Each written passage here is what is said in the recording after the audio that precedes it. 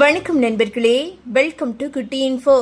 தமிழகத்தில் தற்போது நகைக்கடன் தள்ளுபடி முதல் பயிர்க்கடன் தள்ளுபடி வரை பல அறிவிப்புகள் வெளியிடப்பட்டு உள்ளன.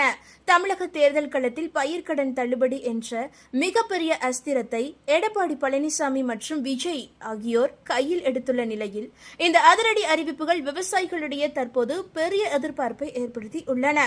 இந்த வாக்குறுதிகளை முன்னிறுத்தி தேர்தல் பிரச்சாரங்களையும் கட்சித் தலைவர்கள் முன்னெடுத்து வருகிறார்கள். தமிழகத்தில் தேர்தல் களம் சூடுபிடித்துள்ள இந்த நிலையில் அரசியல் கட்சிகள் விவசாயிகளை கவரும் வகையில் பல்வேறு கவர்ச்சிகரமான வாக்குறுதிகளை அள்ளி வீசி வருகிறார்கள். குறிப்பாக இந்த கூட்டுறவு வங்கிகளில் விவசாயிகள் பெற்றுள்ள பயிர்க்கடன்களை தள்ளுபடி செய்வது குறித்த அறிவிப்புகள் விவாத பொருளாக மாறியுள்ளன.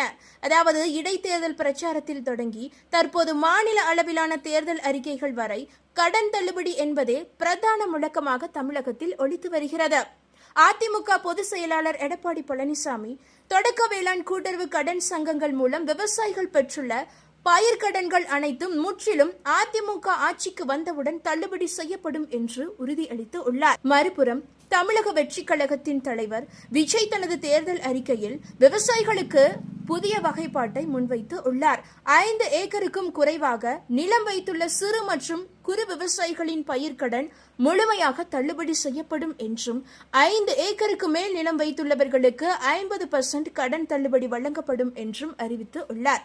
நிலத்தின் அளவை அடிப்படையாக கொண்டு அறிவிக்கப்பட்டுள்ள இந்த வாக்குறுதி விவசாயிகள் மத்தியில் உன்னிப்பாக கவனிக்கப்படுகிறது. அதாவது இந்த